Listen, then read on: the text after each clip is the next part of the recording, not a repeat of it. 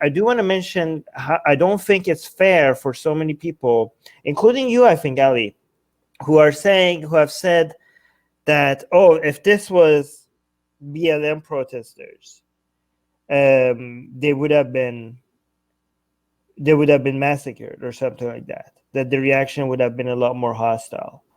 I don't think that is fair at all. I think that the mistake was the bias was not from the police or from the National Guard. The bias came from all the way from the top, which is Trump himself, right? If the National Guard was called and it was present at that time, you would have gotten the same response that when BLM protesters were there, right? The number of like a lot of people, yeah. So first of all, Ali, let me before I continue, what is that something that you still believe in, that if like, oh, look at when white people charge on the Capitol, this is like they just get like it, like, oh yeah, just walk right in, of course, like you guys are white, but if it was black people or BLM protesters, their response would be a lot more aggressive. Do you still think that? I don't think it's necessarily white people, but I think it's like Trump supporters, like the conservatives that go in, right? I actually think that it's true.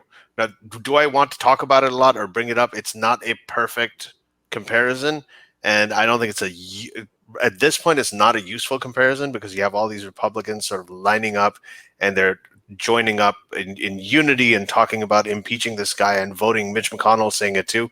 So the worst thing we want to do right now is make this like a race thing and bring all these other issues into it. Yeah, but I want to. Yeah. Let me just finish. But I do think that the people, like if black people were going there, I think they would have been shot lots. I think if Muslims were going in there, right, and they were protesting and they were taking over the Capitol, I think that they would not have made it to the speaker's chair in the chambers. I just cannot imagine that. I don't think that is true at all. I don't want to make it a race thing, but I think it's true. Okay, but let me finish my thought now, please. I don't think it has anything to do with race, and I do want to call out the people that are making this a race thing. It has nothing to do with race. We have many examples of cops that are racist, and we have many examples of cops who bent the knee and raised the fist and were part of BLM protests themselves, and we have the vast majority of the cops that are just doing their goddamn work. Okay, they just want to do their job. This has nothing to do.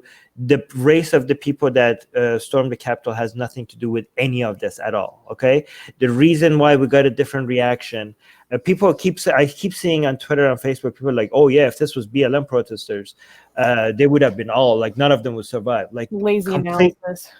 Yeah, but I'm not saying it's about race. Let me finish. Let me correct your premise though, that you're saying, because you're saying something about. I'm saying if it was a whole sea of white Antifa people, I think they would have been shot too. So I don't think it's as much about race as I think it is about the political aspect, the fact that Trump is in power, the fact that he incited it, the fact that there are a lot of Capitol Police people. The policeman who died was actually a Trump supporter, right? Right. So there's I think it's about that. It's about certain groups of people. If they went in, if the BLM protesters went in and they were all white, like the people who were trying to shout down that woman at the restaurant, I think they would have been shot. To me, it just seems pretty clear and pretty evident that would happen. I think Armin is addressing the people who do think it's racial. Yes, and can I finish this thought? Yeah, please. Yeah, go ahead. I don't know. So what I'm responding is to a whole bunch of comments on Facebook and Twitter and everywhere else, where people say if this was BLM protester or black protesters, they would be shot. Okay, the National Guard was not called. The bias comes from all the way from the top. I don't know why the mayor. I don't know why the mayor did not call the National Guard. Some people are saying the reason might even have something to do with the negative reaction they got before when they did call the National Guard. He did. He called him immediately. And he called him immediately, and the Department of Defense rejected the request from the mayor. There you go. There you go. So there, so the bias. Trump the bias, directly rejected the request to all send right, the National Guard, all right, but unlike okay, Portland. Yeah. All right, can I just finish this thought? So that Just means that, correcting- all right, okay, that means that basically whatever the scenario is, that means that the bias was from Trump. Okay, there is nothing inherent about the police force or the National Guard that made them be like, oh, these are Trump supporters, not BLM supporters. So walk right in. They were overwhelmed. They did not have enough resources to deal with what was going on. If the National Guard was there, you would have gotten the same reaction that you got. Like, people keep posting that picture of when the BLM protesters were storming the Capitol, of all the National Guards like standing their guard. It was the Lincoln Monument. Yes, there we go. Yeah. So they keep posting that picture. Yeah, if they were called, they would have done the same goddamn thing. The treatment that these protesters got was different because the police force, the Congress police, did not have the resources to deal with them. How could they give you the same treatment if the National Guard was not there? So the bias comes from Trump, not from the National Guard, not from the police. Were there police that didn't act the best way that they could? Yes, there are examples of. We have videos of police taking selfies with the protesters. Is that bad? I don't know. Maybe like that's a de-escalation tactic. Maybe the guy, what is the guy supposed to do? There's like 50 of them, one of him.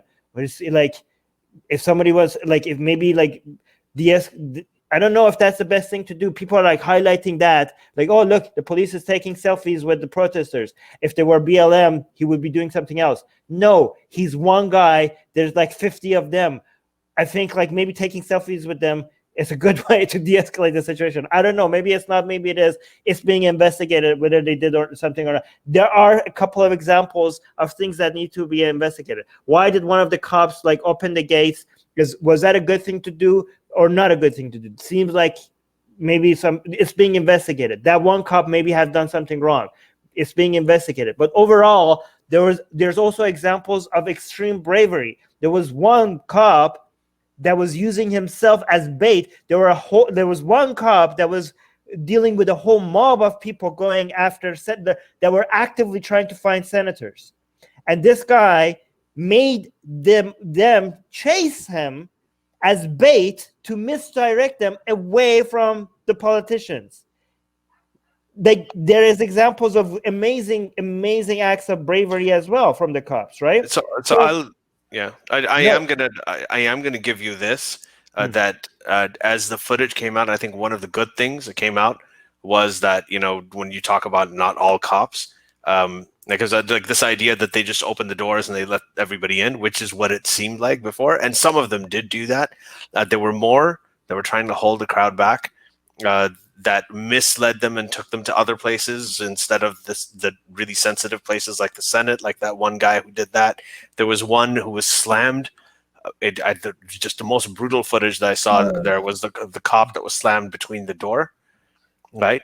And he was just screaming out in pain. So, you know, we saw that, and we saw that these protesters beating up cops, killing a cop, we saw them do all kinds of things. So this idea that, you know, that all cops are the same way, like that is something that should be dispelled here immediately. It should also be like the idea that, and the same thing, honestly, with the Trump supporters. Yes, you know, you had this group of, you know, tens of thousands of people at the Capitol. That's not like that. I've got Trump supporters in real life. I know Trump sympathizers in my own family, as I was telling you guys earlier. It's not.